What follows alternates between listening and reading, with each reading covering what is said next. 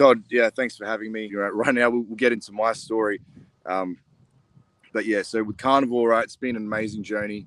And let's just go back a few years. So many things we can talk about.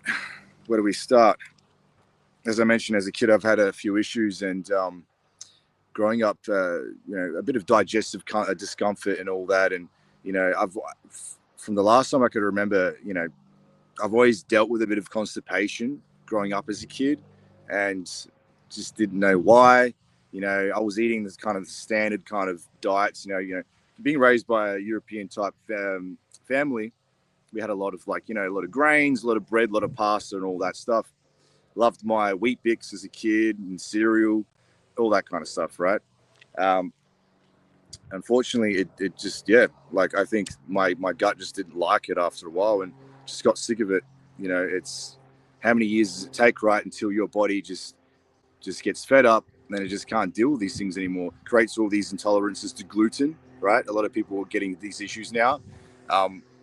For me, that came about the age of 18. I went to a naturopath, and then he said, yeah, you definitely got some gluten intolerant traits here. So I wasn't allergic to it. I wasn't like celiac, like some people get rashes and all that. But in my case, I was getting like weird inflammation in my joints. I had leaky gut syndrome. A lot of people get that in this day and age, as you know. And all these foods like the gluten and all these grains and these legumes just flare up the gut in a lot of people. Maybe not everyone, but definitely there's a lot of people out there now that are having all these issues. And so that was when I was 18, right? I had all these crazy issues all at once. It hit me all at the same time. Ended up in hospital, had all this pain everywhere, body pain, even chest pain, man, like the age of 18, it's not really natural to have chest pain at such a young age, right? So I was getting all these issues at a young age.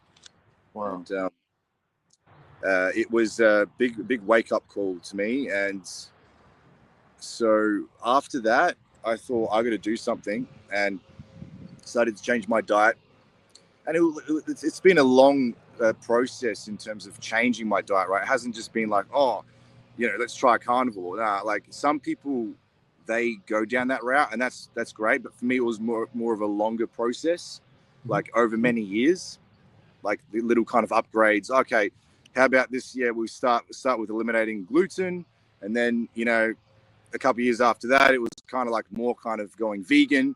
So I slowly transitioned to different diets, tried all these different avenues to help my inflammation and all that, and trial and error, speaking to health professionals, spent thousands of dollars. Like I would say I've spent tens of thousands of dollars on, collectively speaking, like health professionals, consultations, supplements, all these things, right? Collectively speaking, over the past 15 years, I've probably spent tens of thousands of dollars. And you know what? I don't regret it one bit, because like I said before, as we were chatting, it's like, that's made me into the person I am today. So I don't know where I'd be if things would be different, right? Like you're going to be grateful for what you've got, and that experience molded the character I am today. My mindset, my drive, my fire to help others. Because it's not just about yourself, right? It's like people like you and I, Todd. We understand that, I'm grateful that you've brought me on to this podcast, because we don't know who's listening to this. We don't know who's gonna hear something that maybe they've had a similar issue to what I've had, or even yourself, and they might get a lot of help from that, and that the penny might drop with them, and they might share it to others that have a similar issue. Yeah, and like I said before, I've had a multitude of different health issues, so I kind of like that. It's a gift and a curse. The curse being, I've had all this pain and stuff growing up since a young age, but I've learned to flip the script and say, no, you can, it's a gift, because by me overcoming these issues, I can help other people. Not just as a health coach, but just spreading the word in general, right? Doing things like this. So anyway, let's go back a bit. So 18, right? I was diagnosed with being gluten intolerant. Had all this pain. I was in the hospital, this weird body pains that the doctors couldn't explain, right? And was about a couple of years later, about 21 years old, 22 actually, I decided to go vegan, right? So, and look, I wasn't necessarily eating a lot of meat beforehand anyway. Like, yeah, I was eating chicken and stuff and fish, but red meat wasn't my go-to thing. And I think it goes back to the whole digestive thing when I was a kid, because I even remember when I was about 10 years old, I told my mum one day, Mum, I want to go vegetarian, because I had this internal feeling that every time I'd have red meat and stuff, it wasn't really a common thing that we'd have too much red meat in my house. It was mainly chicken, fish, just basic proteins. And every time I'd have red meat or lamb or beef, it would mainly be at like a family get together or a party, or, whatever, like a lamb on spit. Us Greeks, we do all that, in a family sort of celebration, right? So every time I'd have that as a kid, I would remember that I would get gut issues. I would actually get pain. But it's not even just the red meat, Todd. It's been other foods. Like, I've had other things, like, for instance, Nutrigrain. Like, I remember once I had a whole lot of Nutrigrain once I went at a family holiday in York Peninsula, and yeah, like I was in so much pain. I remember I was probably about 10 years old. I was in so much gut pain. I had diarrhea for like 2 days straight. So it's not just the fatty foods, it's other foods that has given me sensitivities, right? All these gluten foods and stuff. But let me be a testament to all the people out there that went vegan in the first place because maybe they couldn't handle too much red meat, or they couldn't handle, just animal products in general, like too much fat, too many eggs, too much cheese, butter, these high saturated fatty foods. Let me be a testament to that, Todd. You know why? Because the vegans that went down that road, right, because they had digestive issues, I've discovered that we can't blame the food. We got to blame ourselves. We got to blame our messed up guts. And we'll get into that in a sec. Liver, gallbladder is king. Both of those things combined is, right now I can actually sit there and eat a nice big fatty plate of red meat, lamb, beef, you name it, a whole lot of eggs even, and be fine. I feel amazing. But I couldn't do that years ago. A few years ago, I could not do that without actually feeling like I was going to throw up, or, massive nausea, gut pains, gallbladder attacks. I've had all these things, and we can get into that. Like I said, I've had gallstones, right? I've had all these things. So we can't blame the food if it's going to give you issues. So a lot of the vegans out there, all right, maybe they're doing things the wrong way. And look, it's okay to experience that. Like I said, I went vegan for a while. I went vegan for a couple of years to try to, heal these issues I had. And look, I believe I'm all for like a short-term cleanse for a few days. Yeah, that's all well and good. Maybe clear out the intestines, clear out the gut. But when it comes to like many weeks, many months, or many years, like these people are depriving themselves of all these essential fatty acids, right? As we all know, EPA, DHA, all the omega-3s found in seafood and other animal products. It's not really the best avenue to go down because what happened to me was I went down the road of veganism and just plant-based in general for years. And by me trying to do that to heal my joint issue that I had from 18 years of age, I had some relief, but it didn't cure it, right? It didn't fully reverse it. In fact, sometimes it was some moments where it was actually worse than ever. Like I've done all the fruit juice cleanses. I've done all the, at one stage I did I did this like a grapefruit juice cleanse for like 3 weeks straight. So I've done all that, man. And, my joint pain was worse than ever. So, it's all well and good thinking that these things can help long term, but unfortunately they just won't. And this in this day and age, we've been seeing these fruitarians that are dying. It's really sad to see, man, because they've had good intentions going into these diets. They think that it's good for them. Like I used to be there, man. I used to be in the same boat. I've done all these fruitarian diets and all that. But all that happens is you're just going to deprive yourself, and your body goes into starvation mode. Unfortunately, like at one stage, I went fruitarian for about 3 months, and I lost 12 kilos of muscle. Wow. In 3 months. So it was kind of scary, one time I was in Coles, and I don't know, my dad's mate must have bumped into me or whatever. And anyway, later that day, my dad told me that, oh, like such and such, saw you at Coles, and he calls, the guy calls my dad up that day. He's like, oh, John, I saw your son at Coles. Is he okay? Is he on heroin? So like it's like the stories I can tell you, it's crazy. But like I said, it was all part of the journey to get here today. I'm going to be grateful for that. It's been quite a journey. But to be more specific, how I found Carnivore. I found Carnivore actually. Not many people know this, but I found Carnivore through Paul Saladino. But as I was studying Paul for a while, and other people online, I was watching his YouTube videos, and at this time I had sort of come out of veganism for a couple of years, and I was kind of learning about carnivore, and I was more, I wouldn't say animal based, but I was kind of transitioning to the animal base. I was having a bit more meat. I was having kangaroo meat. I was having fish, salmon.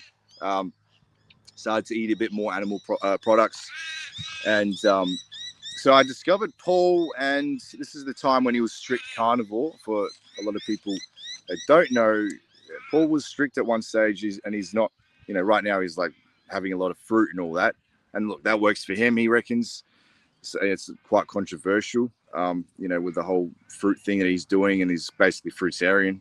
So, when he was strict, he was preaching this stuff online, and I was looking at the stuff, and it looked pretty legit, carnivore and stuff, curing a lot of things.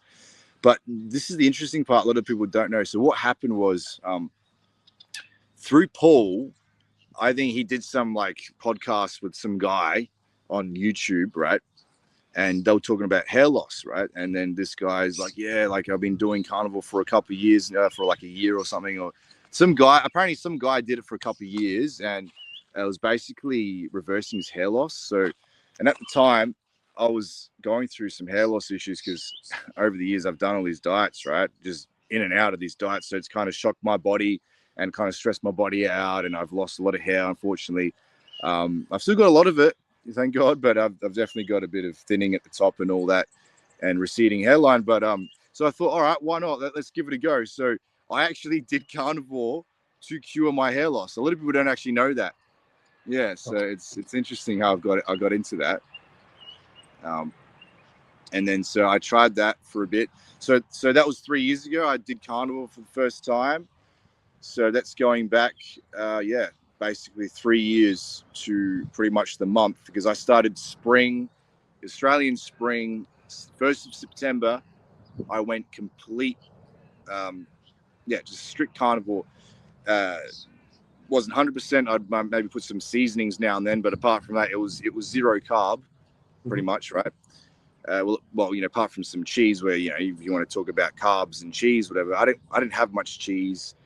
It was times where I did have too much, but I basically was in ketogenic parameters for 4 months straight, from September to the end of December. I couldn't believe it, man. Like it took me a few weeks to sort of get in, to crank the gears and get in the zone. But because what happened was, and we can talk about this, we'll marry this together with the whole gallbladder thing, because that's kind of what I'm all about. That's my kind of specialty here, because the gallbladder is responsible for those who don't know, the gallbladder is responsible for secreting bile. And what bile is it's basically something that helps the breakdown of fats, think a bit of an analogy for you is, let's say you've just had a lamb roast with the family, right? You had a nice fatty lamb roast, and there's a lot of the fat has been rendered maybe in the roast. So the bottom of the tray, the oven tray, there's a lot of leftover fat that's been melted over. And let's say it's winter time, right? In wherever you are, if you leave that overnight, it's hanging around, you haven't cleaned it, that fat's going to solidify, right? So it's going to stick around, and it's going to be very hard for you to clean that without soap. You try to clean that with water, you got no chance with just water. So you need soap, a lot of soap to be put on that, and with some warm water as well to get the soapy action happening. And it's, if you want to get technical, the chemistry of it, it's called the micelles and all that, the micelle action of all that stuff, and it helps to collect all the fat together, bring it together, because soap, it's basically the old idea of like attracts like. So soap is sort of like going to help bring the fat, clean that off the tray with warm soapy water. But you need the soap, you need the detergent to do that. And that's what happens with the bile in your body. If you have a fatty meal, right, you need the bile to do the same thing to help maximize the surface area on the fat globules, that whatever you're eating, saturated fat from a steak or whatever, butter, eggs and stuff like that. So without bile, you can't really absorb.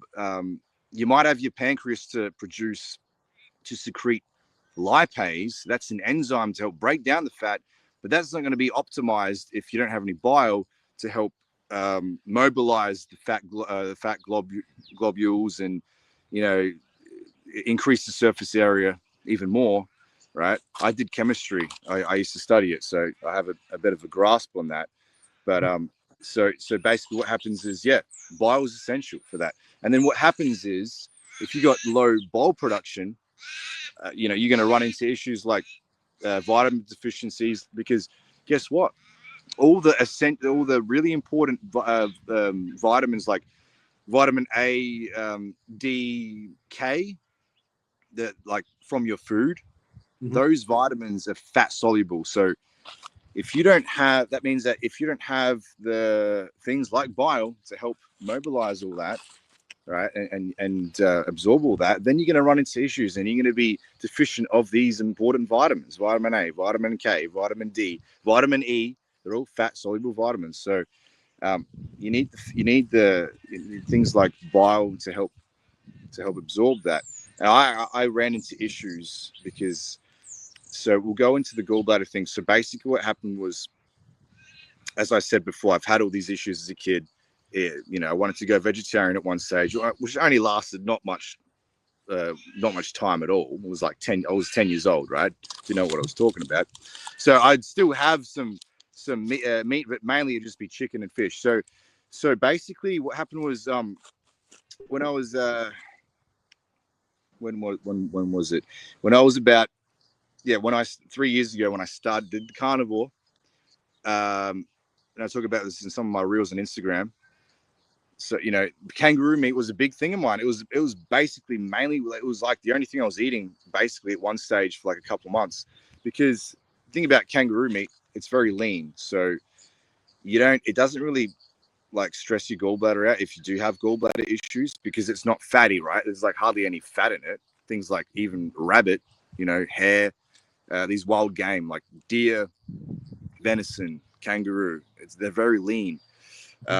There might be parts of fat on the animal, but unfortunately, if you go to commercial supermarkets and stuff, usually, unfortunately, the butchers and all that, they cut away all those good fatty parts, because usually what happens is, for people to buy wild game in the first place, they're trying to be more healthy, right? Because it's a healthier cut of meat, because it's lean and there's no fat. We all know that's bullshit.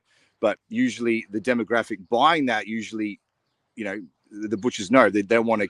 If you want to buy some wild game, then why is there going to be fat on it? Like, people aren't going to buy that. They're buying the wild game in the first place because it's lean and it's heart healthy, which is rubbish, as we know. But So I had to mainly eat the kangaroo meat for mainly like 2 or 3 months, and then towards the end, I discovered that I could still eat things like lamb and beef, but it had to be grass fed because the grain fed stuff would just make me feel sick. I was that sensitive. I couldn't even eat grain fed stuff. People might be thinking, "Oh, that's a bit weird." Like, isn't meat meat? Well, that's what I thought, right? But if you've got issues like I had, sensitivities especially, and I've heard this from other people. I'm not the only one here about the whole sensitivity with grain fed and grass fed. There's a few other people I've heard online that talk about this, and I think it comes down to the gallbladder because what happens with grain fed meat is all these, let's say sheep or lamb and cattle, they feed them a lot of grain and GMO corn and all this crap, soybeans and stuff. They're not really natural. It's not really natural for them to eat that. They're meant to just eat grass, right? So if they're eating all these things, the rancher usually tries to fatten up the cow before the slaughter and all that. We know the story, but what happens in the process is these animals, they pile on, they store the excess, all the carbs get made into fat, as we all know, and that fat, right, has fatty acids and oils and stuff in that. So if they're eating things like corn and soybeans, then of course, like, some of those toxins in those foods are going to be shoveled into the fat. That might not be hard science, but like it's kind of common sense, because a lot of people like me have had issues. So for some reason, so when I was carnivore, right, I couldn't, like I said, I couldn't have too much fatty red meat without getting gallbladder attacks, without getting things like loose stools, diarrhea, even butter. I would even have some butter when I was starting carnivore, and even a bit of butter would send me to the toilet maybe a few hours after, like, right? And I'd be on the toilet, man, like, it would be crazy. It would just, like, Joe Rogan talks about this, like about the explosive diarrhea and all that. It's a true thing. It's a real thing. And I think this is what puts off a lot of people trying carnivore for the first time, because what happens usually is, for the first couple of weeks, yes, the microbiome, there's a change in that, but in my experience, in my knowledge, I think it's not really so much the microbiome, it's the gallbladder. And they do talk about this. Max German talks about this, yes, and he breaks it all down. But having said that, the 2 week period, that might be for most people, but not everyone. And I'm one of those people that can actually tell you that it took me more than just 2 weeks to adjust to that. And like I said, again, let this be a testament for people, anyone that's given up, right? Because it took me, like, in terms of explosive diarrhea, gut pains, gallbladder attacks and stuff like that, it didn't just take me a few weeks to adjust. It took me many months to adjust. I had to be very patient. And, I wasn't just carnivore the whole time. I had to go in and out a few times, transition in and out.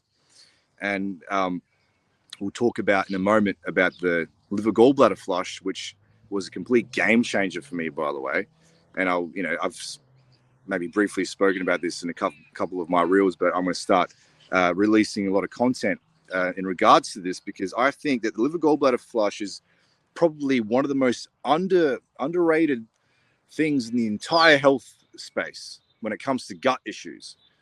And I think that's my job to put the spotlight on this, because this is a complete game. It was a complete game changer for me, and it might be a complete game changer for other people, because I don't know if you saw, if you go maybe check it out later, there's a highlight reel on my Instagram. It's called Health is Greater Than Wealth, right? It's got that pink purple thing. If you go into that within the first few story slides, you'll see a whole load of green crystal looking things. Well, that's actually gallstones that came out of me. Wow. Right? You'll be blown away, bro. Like, you'll see, like, what the hell's like Theon's into crystals or something. No, it's not crystals. It's literally gallstones. And I've had jokes about this with mates. Oh, you can start opening up a crystal store and selling these things, So, all jokes aside though, but no, it's been amazing, because what happened was, okay, so went carnivore 3 years ago, did it 4 months straight without fail. I didn't have any carbs. apart from a little bit of cheese and stuff, just having a lot of kangaroo meat. And then what happened was, towards the end of it, actually, before I get to that, I was having a lot of raw meat at one stage, because I found that the raw meat really gave me a lot of relief. Now, not kangaroo meat, by the way. This is a bit of a disclaimer for people about to jump into that. Don't have any wild game raw meat, because that could give you parasites. Because things like venison and kangaroo, you want to cook it pretty well through. It is wild animal, so you don't want to play games with that. You don't know what they have, microscopic parasites and stuff. Just because you can't see a parasite doesn't mean it doesn't have parasites. So just be careful for that. Yeah, so the kangaroo meat, I was having a lot of that. And then, yeah, so basically it's, I from the butcher, I was getting all this good quality organic grass-fed lamb from Enrico, for those who are in Adelaide. P&A Meats on McGill Road, really quality stuff, real quality stuff. And I was having, this is the heat of spring and summer. It was really hot in South Australia. And what I'll do sometimes, I'll be out on the road driving a lot. So I'll take some frozen mince and then maybe have it in the esky. And it was kind of like semi defrost throughout the day. So it'd be like a really hot day and I'll just munch on some of that. And it was really not, it was really good. It was like, it was very, being a very hot day, I was having semi-frozen meat and it was raw and it was nice. And it was, I could digest it. I could feel it was much more digestible than if I had it cooked, because I had gallbladder issues. So I think for people with gallbladder issues, as they transition, having super rare meat, at least, doesn't have to be fully raw, but the rarer the better in those cases, I found. But going back to the gallbladder thing, so by that stage, it was I remember it was New Year's Eve, and I had a bit of a break. I got back on the milk, because I used to have a lot of milk, be addicted to all the sugar and all that. And I thought, I've been doing so well in Carnivore for 4 months straight. Let's have a break. Let's treat myself. It's Christmas time. It's New Year's Eve. Let's get into the milk. So I oh man, like some of your viewers are gonna think I'm crazy, but I might as well tell them. So there was that New Year's Eve. It was 3 years ago. I used to drink a lot, man. I used to drink a lot of milk, bro. Like I used to drink like liters every day. Like we're talking about 3-4 liters, easy. I just have 3-4 liters a day of milk, lactose free, by the way, which is worse. And I'll get to that in a moment. But it was, I remember even before this episode, it was about 5 years ago. I was maybe at one stage, it was a heat wave in Adelaide. And I was having 6 liters a day for like a whole week straight. Nothing else. I wasn't eating anything else. I wasn't drinking water. It was just 6 liters of milk every day for a whole week. Wow. It's crazy, bro. So I've done all sorts of experiments, right? That hasn't been forever. That's only been on and off for a few years, the milk thing. But going back to the New Year's Eve 3 years ago, I thought, let's just go out with a bang, New Year's Eve. So throughout the whole day, from morning to night, I drank 10 liters of milk. Jeez. I know. I'm lucky to be alive, because 10 liters of milk, dude. I can't believe it. I was just mental, like the things I've experimented with. And you know what? It's dangerous, because the lactose free, because I've seen a naturopath over the years, live blood analysis I get, which I do condone, to people to get. It helps, see what's going on, to see if you're missing anything. I just saw for those who are in South Australia, Ian Flay is one of the best in the country with live blood analysis. He's got a lot of experience. He deals with a lot of people with a lot of issues, man, like from cancer to you name it. And he's got like all the best gadgets and apparatus. He's got hyperbaric oxygen chambers. He's got hydrogen chambers. He's got all this technology worth hundreds of thousands of dollars, and helping cancer patients, helping people with inflammation, stuff like that. But anyway, so so he discovered for me that, just quickly before we get to the gallbladder thing, he discovered for me that I've had this blood issue for many years now, since he saw me around 18 years of age. And what happens is my blood cells, and there's a lot of people out there like this, my blood cells don't have the best oxygen saturation, right? What happens is, you know, those things that you put your finger on and they check your blood saturation, oxygen saturation. You get put in the hospital and they put that thing on your finger. You know what I'm talking about? Yeah. Yeah. So that thing, right? That shows your oxygen saturation. Everyone should be 99%, right? Technically, it can't be 100%, or it's not natural. It has to be like the best is 99%. So mine floats around 97, 90, 96, 97. And then it's not necessarily life threatening, but so there's this thing that he's discovered that helps with that, and I've proven it to work. It's this extract from pine bark or something, and the supplement's called Enzo Professional. And when I take it, when I hammer it for a month or two, the oxygen saturation will go back to 99% optimal levels, and then that will be okay for a few months, and then it would come back. If I don't take the supplement again, then it would go back. The oxygen will lower back to 96, 97%, and I can feel it, man, because I'm an athlete. I do crazy stuff like arm wrestling, and so I'm in touch with my body. I know what it feels like when I'm actually kind of low on oxygen. It would basically, that's pretty much what it's it. And you get out of breath a bit easier. You don't feel as fit. So all these things, right? It's just not optimal. Now, it's not someone like with COPD, which they might have 60, 70% oxygen levels, and they can't go 10 meters without being out of breath. So I'm not that bad. But you can still feel it, right? I can still feel it if I push myself to the limit. If I've done a big workout or whatever, if I've done a cardio session, I can feel it's not optimal. I can feel that I run into issues. So yeah, that's just something for the viewers to look into, because I'm all about holistic, right? Carnivore, yes, has helped me in so many ways. It's been amazing. Carnivore, I'm so grateful for it, but at the same time, there are other factors involved here. This is mental, spiritual, emotional.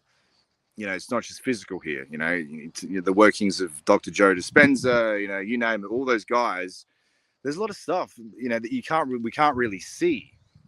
And all these electromagnetic kind of frequencies, not even from outside, but from within, like because the heart is an electromagnetic creator, right?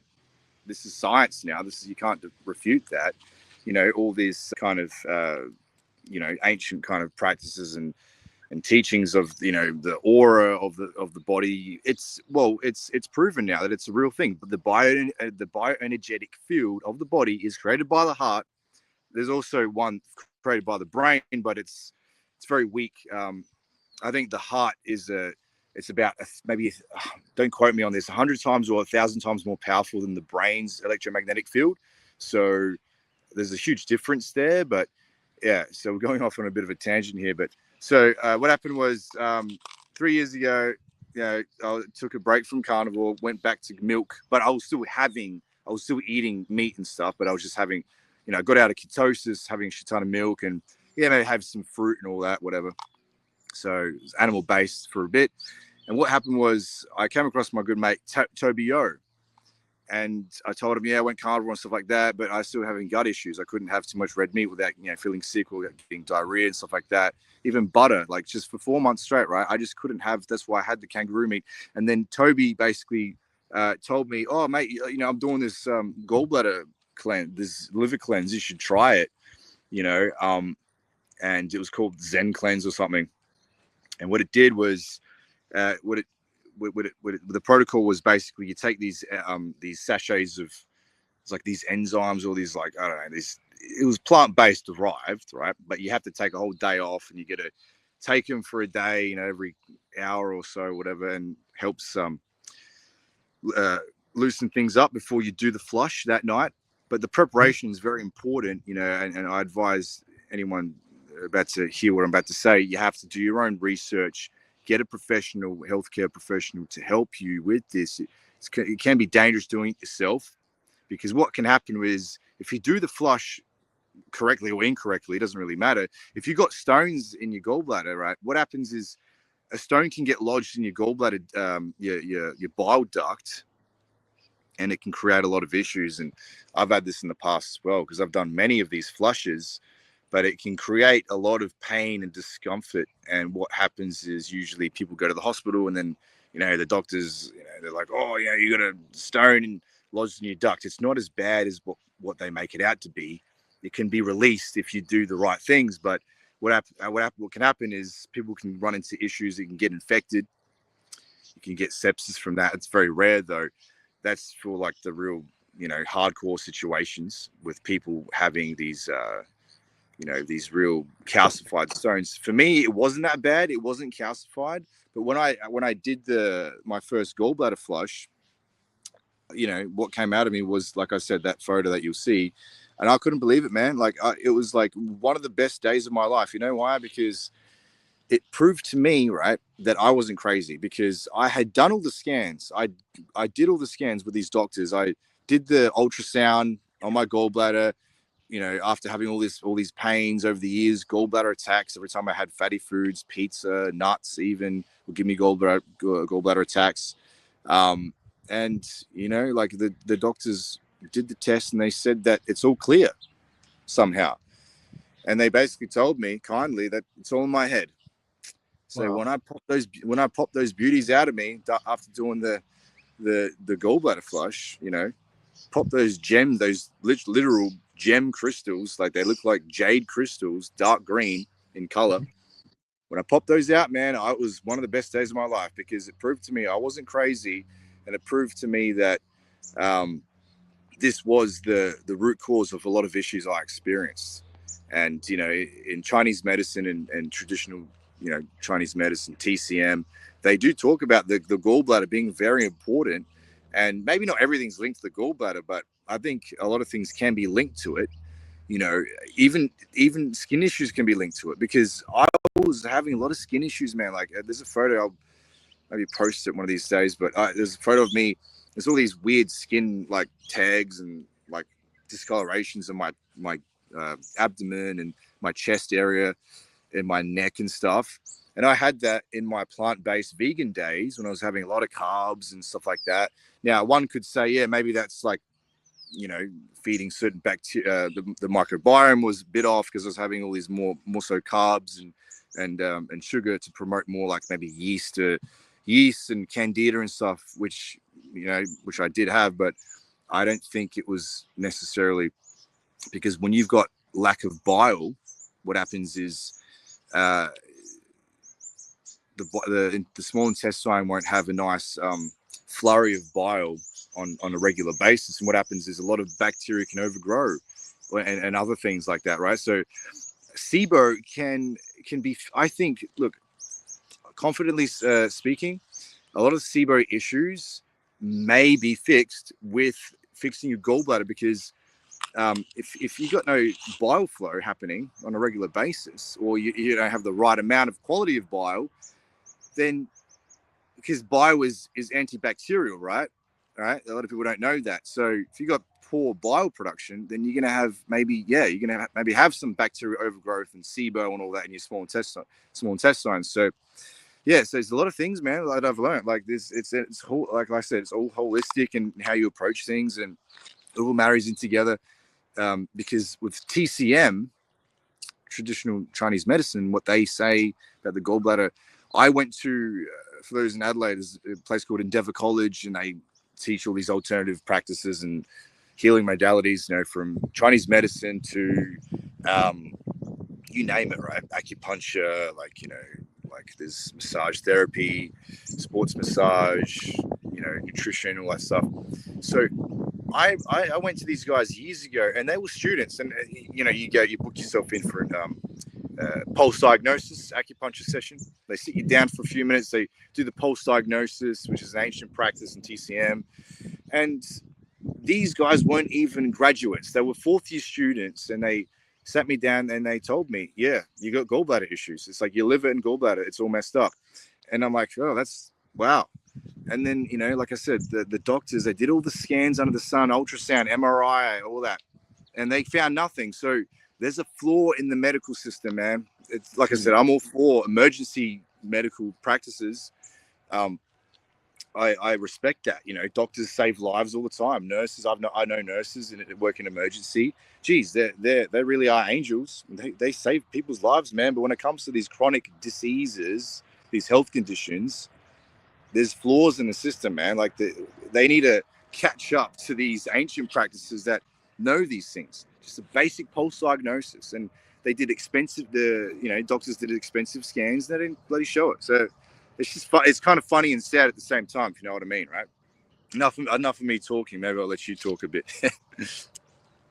Oh, that's good. That's quite a journey you've been on. So when you switched to full carnivore, I'm just curious, with your gut issues, when did you notice a difference? Yeah. So well, you know what? Let's go back a bit because I forgot to mention one key thing.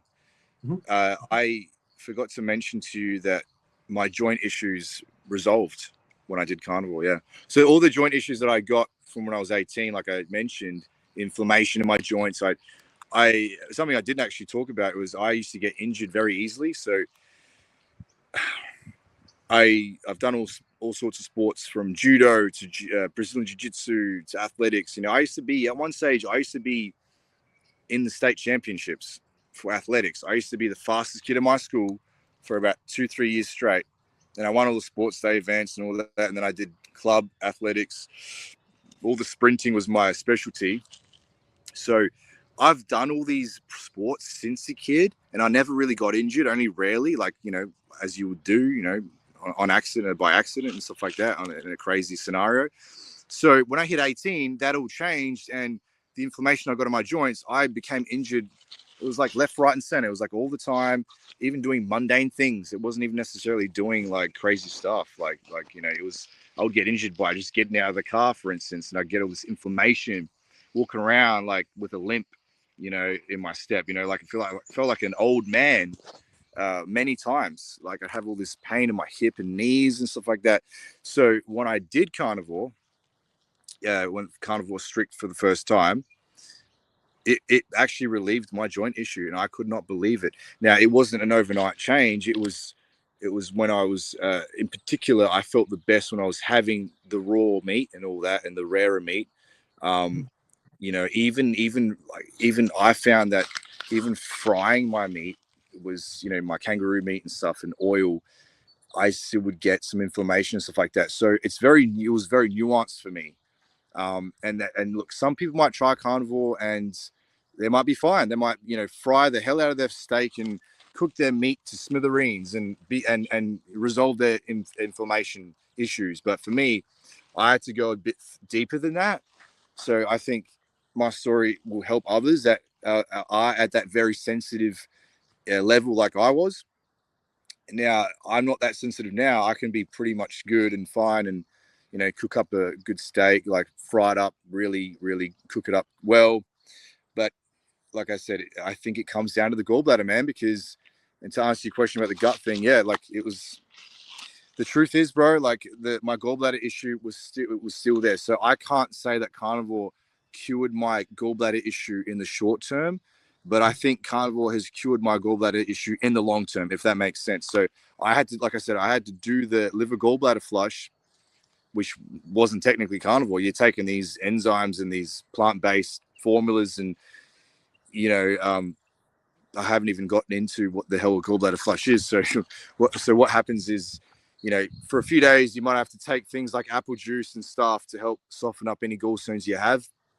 There are alternative ways to do that. You don't necessarily have to chug down a lot of sugar, which I don't really promote. It's the malic acid in the apple juice that helps that. So you can actually buy supplements that have the malic acid on its own, which you don't have to take the juice, right? If you don't want to take all that sugar, which I'm not really a fan of. But yeah, so, and having like just basic juice, and I don't know, like I said, it's not carnivore. Like I at the time I did take other juices, and I did a juice cleanse and all that for a week as preparation. But when you do the flush itself, you take a whole lot of olive oil, about 120 mil, and you mix it up with lemon juice, and then you shake it all up. And what happens is you have to you chug it down, then you lie down in bed, you go to sleep, 9 p.m. they say, whatever. We try to aim for 9 p.m. And then, you let it go to work, and you lie on your right side because your right side is the liver. That's the side of the liver and the gallbladder. So the first time I did it throughout the night, I felt it, man. I felt a lot of pain. I'm like, geez, what's happening? And like I said, the next day, all those things popped out. So it really does work. And then, but for those who actually are watching and want to do it, you keep doing it. So instead of just leaving it at that, calling it a day, I asked my mate Toby, I'm like, oh, all this stuff came out of me. Like, oh, should I stop? Should I stop the cleanse? Should I? And he's like, no, keep going. And he's like, literally told me, like, he wrote to me in capital letters, like, no, do another flush tonight. The liver is open. So when the liver is, when it wants to detox and crap, like, you got to make use of that opportunity, right? So what happened was that the next night I did another flush. So this time I added more. I had the more lemon juice in there and stuff like that. But that gave me less of a contraction. So I think you got to stick to the ratio 1-to-1 of olive oil and lemon juice. And I did another one on the third night, and even more came out. Like, oh man, like, just the amount of stones that came out of me, I could not believe it, bro. Like, I could not believe it. It was just mind-blowing stuff. We're talking about like big, like the size of Brazil nuts, or even bigger. One of them was like that big, bro. It was huge. Some of these big stones. Now, they weren't hard, they weren't rock solid like they seem to look like, but they were more so like you press your thumb into it, it's like plasticine. So it's sort of, they kind of mold and shape. And the interesting thing is, guess what? I wanted to keep these things as a souvenir, as you can imagine, right? So hold on to them and show people, and maybe make a necklace out of them. No, I'm kidding. Maybe not a necklace, but so I wanted to. But guess what? I put them on my bench table, and the next day I thought, like, they were gone. I thought, shit, someone stole them. Maybe someone's playing a joke on me or something, whoever lived with me at the time. And I'm like, gee, someone bloody stole these things, and maybe sold them, or but no, what happened was they melted. So I'm like, shit, so these things are actually kind of waxy cholesterol type stones that form into a shape, and they just stay into a very solid structure. But yeah, overnight, like I said, they melted, man. It was very interesting. Wow. It was very. But what baffles my mind, and maybe someone can tell me about this, open my mind to it. Why don't these stones melt in the gallbladder? If you got a certain temperature, like a body temperature, why the hell didn't they melt? That I put them on the bench, room temperature, right, all night, and they melted. So it's weird. Maybe if they're amongst bile, maybe the bile doesn't allow it to melt. I don't know. It's weird. So that's the story with the gallbladder flush. But apart from that, the gut issues. Yeah, man. I think my Carnivore has strengthened my gut to a lot of it's given it a lot of upgrades, I think, and my gallbladder in particular, because it's all well and good to do a gallbladder flush, but if you're continuing to, let's say someone does a liver gallbladder flush for the first time, they get all this crap out of them, all these maybe stones and whatever else is in there, maybe parasites they've got. Some people release flukes and parasites and God knows what else. But let's say they do that, and then they go back to eating the same way they do, eating a lot of junk, a lot of processed crap, sugar, because maybe they got a stressful life. All these things, have a factor, because the liver, when it creates bile, if you're a very stressed person all the time, that may impact your bile production, right? Or if you have a lot of sugar and stuff, and that will actually impact the quality of the bile made, and the concentration of the bile. Especially if you're eating like many times in the day, like a lot of people do, that's going to actually kind of limit the concentration of the bile, because it can't really sit there for a while and concentrate. That's why I'm a big proponent of intermittent fasting. That's really helped me a lot. And I'm not sure if you saw my my video the other week, but about over a month ago, I did this long 5-day water fast. That was amazing. Wow. That was a game changer, man. And but 5 days is nothing because my mate Jono from Norway, he did 14 days or something, 15 days. Used to be called the Norse Carnivore. Now it's Norse Health. It's Norse_health. But Jonathan, yeah, he did 14, 15 days, and yeah, nothing but water and salt, and that's all. And but he did a lot of he did a lot of grounding. He went in nature, got some sunshine. So I think these things are important. It's this isn't just about carnivore. This is about getting in touch with nature, getting back to our roots. All these things are very important. It's like a whole. It's the whole piece of the puzzle. All these pieces of the puzzle come together, right? I'm in the sun right now. I'm getting some sun. Maybe I don't have my shirt off. I will later. I'll take my shirt off and go full topless. But the point is, we need to get back to our roots. We need to get back close to nature. And not sure if you're familiar with Dr. Jack Kruse. Have you heard of him, Dr. Jack Kruse? No, I haven't. He's amazing. If you want to go down a whole rabbit hole with like the sun and like all that, like amazing. It's just like the whole biochemistry of things with sunlight, these frequencies that are harming us, like all these blue lights we're exposed to all the time, and synthetic lights and stuff like that. And it's not so much that, but it's more so the cycles of it. So let's say the average household today, the sun goes down, they have a nice dinner, all the lights are on, they continue to go in the night to watch TV, screen time, iPads, you name it. But TV is a big one. Computers, you're staring at a bright screen. Even if it's red light filtered, like I have a red light filter on my phone most of the time. Even if it's that, like your body is still thinking, oh, it's exposing the eyes and retina to light frequencies. But the sun's gone down. The sun went down 3-4 hours ago, and it might be 10 p.m. But you're still, the body still thinks the sun's up, because you're exposed to these bright lights in the house, for instance. You're walking around the street, even you got the bloody street lights and stuff. So it's about going with the natural cycle of things, getting your circadian rhythm. Now, look, I'm not perfect myself. I try to be on the better side. Like I might I might have a shower late at night sometimes, and instead of putting the light on, I light a candle instead. So it's like these things will help, because even Jack talks about, you can find him on Instagram, Dr. Jack Kruse, I think his handle is, but he talks about that candles, they don't really, it's very insignificant. It won't really affect that whole, circadian rhythm with the, with the brain, like thinking that the sun's out, because candles might only have like a 1% effect. But if you've got a bright light or a bright lamp, we're staring at a big screen or something like that, that's going to have a huge effect, right? So it's about optimizing things. But yeah, sunlight is very important.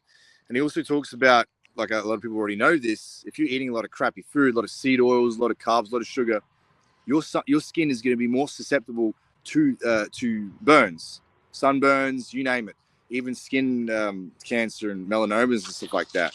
And this has been proven. Like they've done this, like they've shown this. And even with myself, a bit of an anecdote story. Yeah, I've actually experimented where I was like fully keto, carnivore, like zero carb for a while, and then be fine out in the sun. And South Australia, man, like it's not kindergarten over here. This is like, we've got an ozone layer issue. So the sun's pretty harsh down here for certain parts, not all the parts. But so I've done experiments where, yeah, I've had like a ton of carbs and sugar and, whatever. And then that day or the next day, I would be more susceptible to sunburn. So it's very interesting, man. It's not necessarily the sun. It's how your body reacts to it. And it's all about making more melanin and creating more melanin on the skin. So the more melanin you have on your skin, the more protected you are from the sun. So and these other radiations and stuff like that. So yeah. What about yourself? Do you a lot of people burn pretty easy, regardless of what their diet is, nationality and stuff? Yeah, I used to get sunburnt very, very easy. Like I'm pretty light skinned. I have to wear a lot of sunscreen when I go outside. But yeah, since it's been carnivore, I haven't really thought about that. I haven't had any sunburn or anything, which has been pretty cool. And it, man, because yeah, look, carnivore is a game changer. Like I said, for a lot of people. Someone reached out to you and said, "Look, I want to do carnivore. How do you recommend they get started?" Look, I'm a big proponent on transitioning, and I talk about one of my reels. Talk about Professor Bart Kay. He reckons that it's a good sort of ballpark figure to think to transition to carnivore, especially if you've got like a history of just eating crap, like a lot of processed food, like we all have. Like, it's good to transition to carnivore, to take about 4 to 6 weeks to do that slowly. And that's important, apparently. Like, it's not necessary. Maybe it's not essential. Maybe you can get away with just jumping into carnivore, but some people might get issues. Because let's just think about it this way. If someone's eaten crap all their life and, processed carbs, and like, don't you think their intestines are going to be a bit maybe backed up and, have all sorts of stuff, and maybe like plaque built up on their, on the walls of their colons, for instance. And, if they do that, right, and they have meat all of a sudden, they don't really have much meat. Maybe they haven't had much meat in the past, and maybe their gut isn't used to eating too much fat, right? Then you're going to actually feel pretty crap. Like, like I said, when I first did carnivore, I had to eat a lot of kangaroo meat because it had no fat on it. That's the only way I could sort of feel okay. But as soon as I started having a lot of fatty meat, I felt bad. So yeah, you might have to transition. You might have to do a short cleanse. You might have to, you might have to do a colonic. I've done colonics in the past.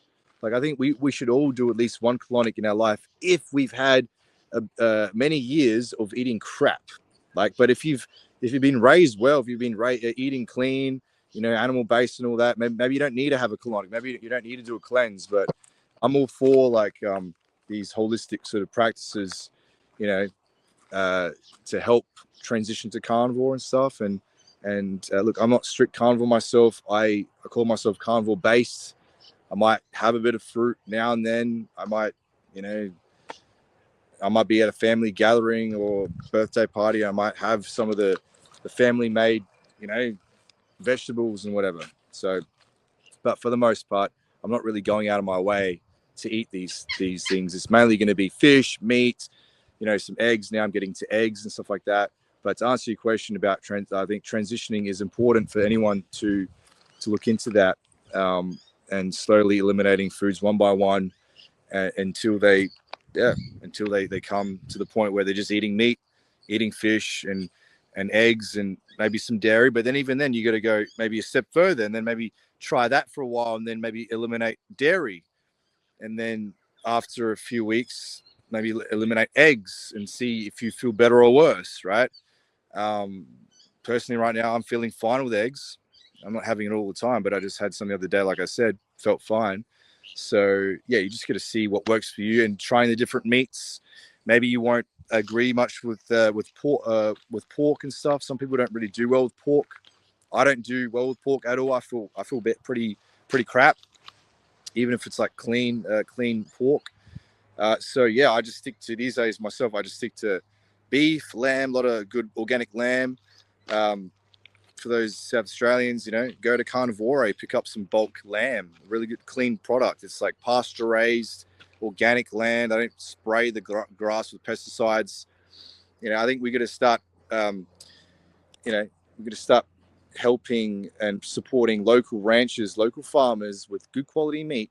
Because when you go to Coles and Woolies, yeah, that's all well and good. You can do that, but these commercial sort of ranches and farms that have all this cattle and sheep and lamb,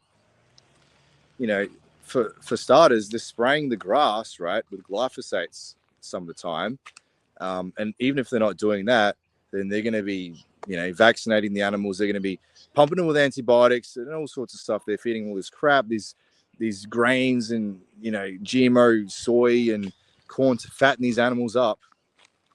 And, yeah, I don't think it's natural to be eating that stuff. I think, eating clean meat is the best way to do it. Wild caught fish, if you can, all the seafood as well. But then you run into issues as well with all the bloody microplastics now in the sea, and then you got the heavy metals. So what do, right? You got to maybe minimize seafood and have more red meat, I think. So you just got to experiment, I guess, and just get blood work every so often and check out some live blood analysis. Practices combined, having good mindset, having good emotional and mental balance. But then at the same time, carnivore might help that, because if you're coming from a background with mental health issues, for instance, to do it in a smart way, do it slowly, transition to carnivore slowly, or animal-based, start burning ketones, start getting into ketosis, and do it under supervision from your doctor, from your health practitioner, who knows what they're doing. Don't try to do these things by yourself, especially if you've got things like mental health issues that it can be dangerous and can affect your own health or people around you. So, Theon, what's the best way for people to reach out to you? What social media are you on? Right now, just Theon Ajax. So yeah, Theon Ajax, and just reach out to me. And look, I'm happy to, for whoever has watched this through your podcast, I'm happy to give them a discount. So just maybe what should we call it? Maybe Tasmania or something like that. Tasmania's a bit of a secret at the moment. So maybe we'll call the secret discount code Tasmania. So whoever DMs me that, let's have a chat, and we'll get you onto the program, do a bit of one-on-one coaching, and give you a nice discount. Let's say maybe give you 40% off. Does that sound fair, Todd? That sounds great. Yeah, sounds pretty fair. Get people on board, and at the moment, like I said, I'm helping a broad spectrum of people. That's my goal, to help people with a lot of issues, but at the same time, specifying in the gut, with the gallbladder, anyone with gut issues, with gallbladder issues, but just anyone in general that wants to transition to carnivore, or who has any health concerns and wants to just live the best life they want to, because this is about living the best life, right? It's not just about eating well, being healthy.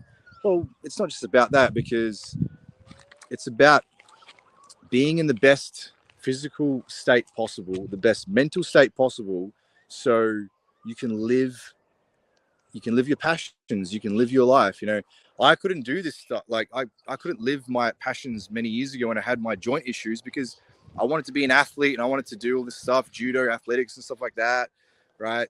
But I couldn't do that because I had messed up joints. It was getting injured and stuff. So if there's people out there, for instance, athletes who are actually having inflammation, for instance, but they can't live their passions as an athlete, well, what's the point of, you can't really live the best life, right? So I think, carnivore will help a lot of people sort of break those barriers, those limitations they might have right now, physically, mentally, and mental health issues, physical inflammation issues, gut issues and stuff like that, right?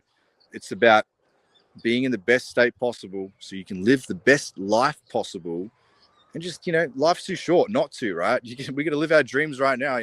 Tomorrow we could be dead. Live it right now. You got to just smell the roses now and then, and appreciate life, and because it can be taken away from us just like that. So I think we got to live our dreams, man, and just got to stay strong. Spread the love to people, spread the light, because we're all on this planet together to experience life. But let's do it in a peaceful way. What's the point of doing it in a bad way, where there's going to be these wars happening just because of these stupid conflicts and political bullshit going on because of certain reasons, the religion versus religion, country versus country, race versus race.